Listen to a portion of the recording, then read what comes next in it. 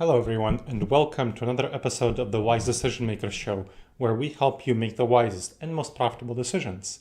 My name is Dr. Gleb Tsipursky. I'm the CEO of Disaster Avoidance Experts, a future of work consultancy that helps sponsor the Wise Decision Maker Show. Let's talk about making wise decisions about remote work in a recession. So will a recession decrease remote work, increase remote work? What's up with that? You've probably seen a lot of headlines where they say that remote work will come undone in a recession. So headlines are saying that a recession in the United States, elsewhere, will lead to bosses having an upper hand because the labor market will cool down, and they will be able to coerce workers back to the office against the will of their employees. Employees notoriously want more remote work than their leaders. And so remote work, according to these headlines, will be rolled back due to a recession. That, unfortunately, is the wrong narrative. That's not what actually will happen. I argue that the opposite will occur. Key factors of recession will actually result in more remote work, not less. Let's talk about why. In a remote session, leaders need to be more disciplined, not less disciplined. They need to focus more on their bottom line, not less on their bottom line. So really focus on ROI, getting the most from their investment in their workers, in their office space, in their technology, everything. You have to cut costs and get maximum ROI. And we have a lot of research that remote work produces better ROI compared to in-person work. So this is very, very clear that if you have all full-time or mostly remote work, maybe have your workers come to the office 1 day a week or fully remote work, depending on the scenario and whatever your company's needs are, you will get better ROI. Why is that? This is something that's hard to believe maybe, but we have clear hard data showing it. And leaders in a recession, when they have to practice more financial discipline, they need to embrace these facts rather than their intuitions, their feelings about what works and what doesn't in terms of remote work and office work, hybrid work. We know from extensive research, there's really very little use arguing this, that remote work overall boosts productivity. There's a lot of studies. Sure, surveys extensively show that employees report that they are more productive, quite a bit more productive on average when they work remotely, especially on their individual tasks. And that's confirmed not simply by surveys. You might say, well, employees can lie on surveys because they want to stay home, so they will say that they're more productive. But we have plenty of other evidence. So for example, we have employee software monitoring data showing that employees, in fact, are more productive when they work remotely. Randomized control trials show that people are more productive when they work remotely. For example, there was a study of a company called Trip.com, which is a huge travel agency, and it randomized some of its staff, some programmers, marketing people, financial HR people. Some of them it asked to stay in the office 5 days a week. And some people, it allowed them to work part-time remotely in a hybrid modality. And what it found was that those who worked at least part of their time remotely actually had 35% better retention, which is great, but we're talking about productivity. And looking at very, very hard evidence for productivity, the amount of the lines of code written by programmers who worked part of their time remotely wrote 8% more code. 8% more code instead of just being office-centric. The office-centric ones naturally wrote 8% less code by comparison. So clearly, randomized control trial over 6 months, plenty of time to evaluate the impact. We can clearly see in this trial that programmers are, in very hard data, are more productive when working remotely. And of course, given all the other data, that correlates with other types of roles and workers. And we know also that work from home productivity is improving over time. So there was Stanford University study on this question. It looked at efficiency in working from home in May 2020, and it found that it was 5% more efficient to work from home in May 2020 on average than working from the office. By May 2022, this number went to 9%. 9%. Why this improvement over 2 years? Well, because we learned how to work together better. We know how to collaborate together better, how to communicate better. We have better technology, home office setup, leadership. Leaders know how to lead teams better. So that improvement in productivity has grown, not shrunk. So this is really important. People are getting better at working from home. What about innovation and collaboration? Leaders often say, well, people may be individually more productive, but are they really innovating? Are they collaborating effectively? What the research shows is that leaders can't shoehorn traditional office-centric methods into hybrid and remote work for collaboration and innovation. Otherwise, they will indeed suffer. Collaboration and innovation will suffer if you shoehorn traditional office-centric methods into hybrid and remote work. So for example, for collaboration, the Zoom happy hours are not a good way of building social bonds. When you look at the research, people are resentful of being forced to have that socialization of Zoom happy hours. And because it's really not nearly as much fun as in-person happy hours, you don't get the same dynamics, people don't enjoy that. So this is bad. You don't want to do Zoom happy hours with that kind of like forced socialization in that setting. But leaders keep doing it because that's all they know, and they don't know how to do better. There are many, many better practices. Virtually synchronous brainstorming is a much better practice for hybrid and remote teams. And I talk about that in other episodes of the Wise Decision Maker show. Virtual co-working, an excellent technique to collaborate together. Again, check out the Wise Decision Maker show episode about this. Worker autonomy, you need to understand, and flexibility, we know that boosts innovation. So rather than forcing people to go back to the office, giving them autonomy is what's going to boost innovation. Giving them flexibility in their home is what's going to boost innovation. And we see that according to a study of 307 companies, worker autonomy and flexibility are better, cause better innovation. That's really important. We know that the growth in productivity in the pandemic, the growth that there was driven mostly by remote work. So the productivity growth in the US economy, according to a study by the National Bureau of Economic Research, was for service industries relying on work from home, like tech, finance, and so on. It increased by 1.1% from 2010 to 2019. But during the pandemic era, it increased by 3%.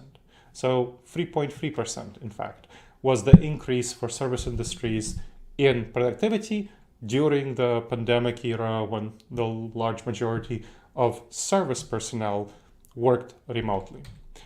But for industries relying on in-person contact services, so for service industries relying on work from home, the productivity boom was clear, from 1.1% increase per year to a 3.3% increase per year during the 2 years of the pandemic.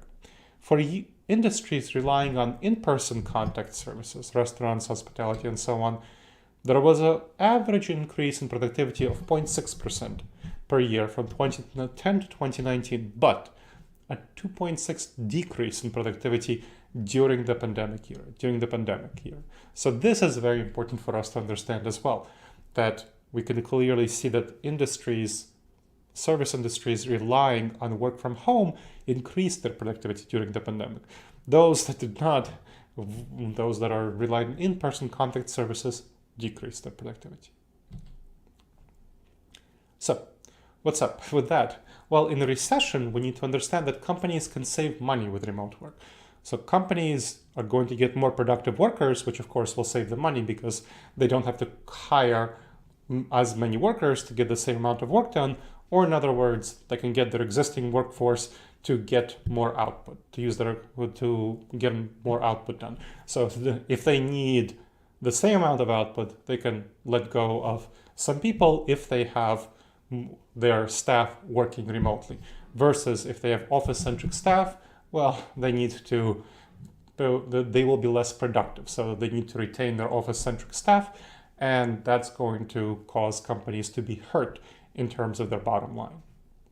Now, interestingly, it's not people aren't only more productive in remote settings, they're also willing to accept less money to keep working from home, which means you have the benefits of higher productivity and you have the benefits of lower cost. It's beneficial in both ways. So remote work lessened wage growth by 2% in the first 2 years of the pandemic, according to another study from the National Bureau of Economic Research. The reasons is that workers valued remote work as a big benefit. So they were willing to accept lower wages for remote work, which is great for companies that want to pay less.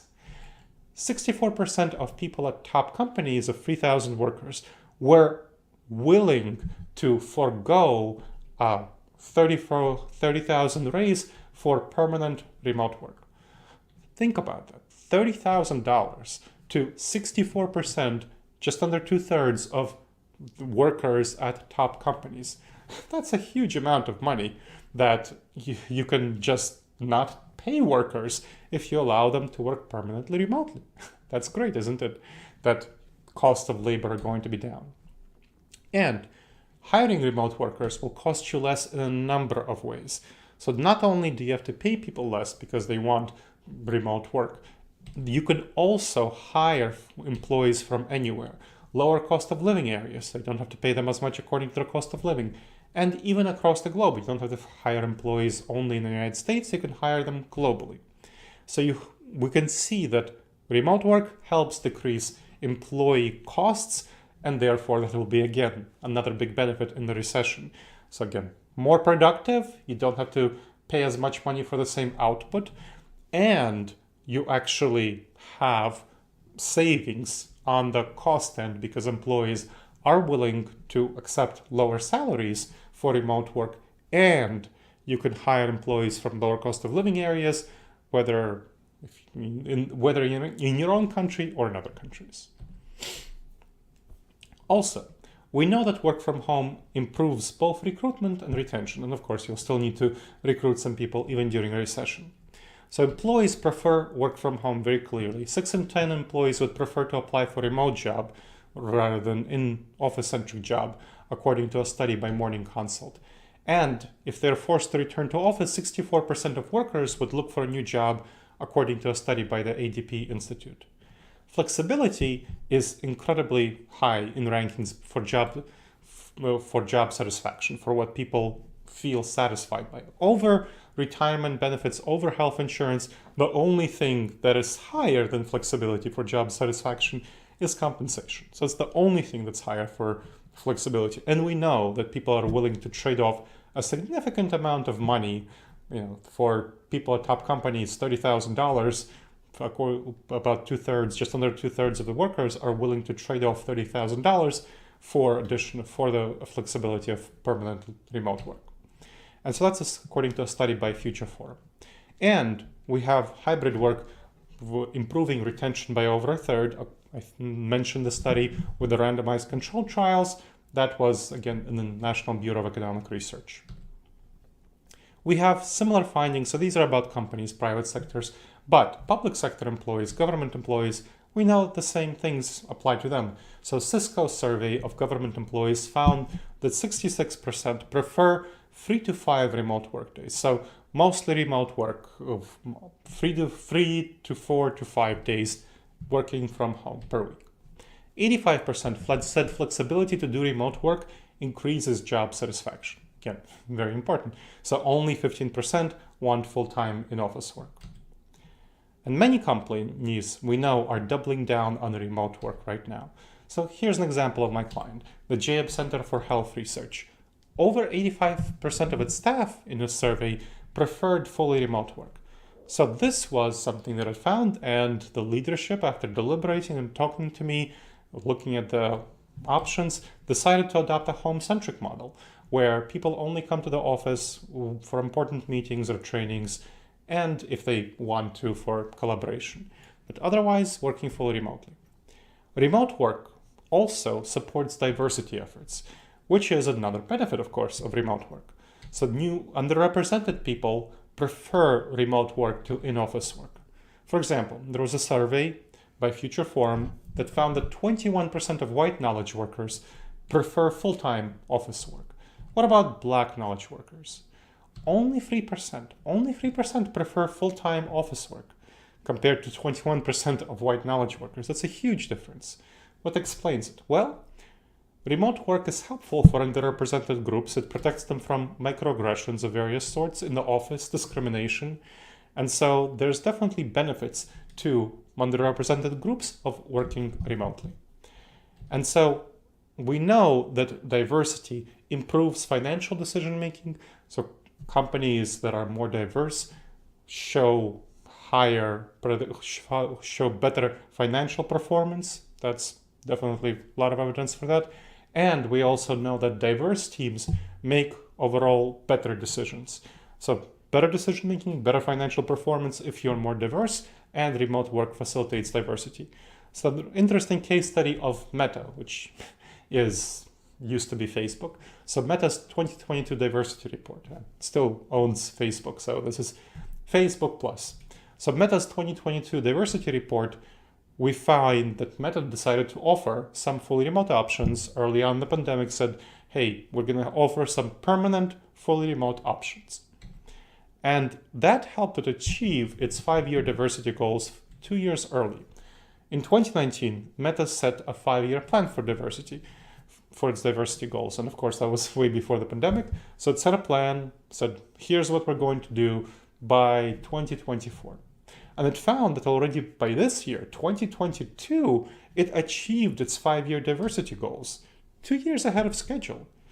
All because underrepresented groups were more interested in remote positions. And so they applied for them in larger numbers, and therefore Meta achieved its diversity goals. Great for Meta, and great for any other company that decides to offer fully remote options or mostly remote options. And we know that clearly diversity is correlated to financial performance and to better decision making. We also know that you can save a lot of costs on remote work. You don't need as much office space, expenses associated with office space, utilities, cleaning, security, and so on, furniture, and so on. That is going to be quite a bit of cost savings. So that's great. And we know that demand for real estate and rents fell the most in regions offering more remote employment, which again shows that more remote work results in companies cutting on real estate costs and services. And companies should really invest some of that money in providing home office upgrades for their staff. For example, my client, the Information Sciences Institute at the University of Southern California, invested heavily into good home office upgrades for its staff. And that improved staff satisfaction and retention, and it improved staff productivity, and it improved staff well-being, so decreasing their sick leave and absence days, making them, again, more productive, more retained, better well-being. All great. So even in a recession, it's a wise idea to invest into home office upgrades for your staff. It will definitely pay off.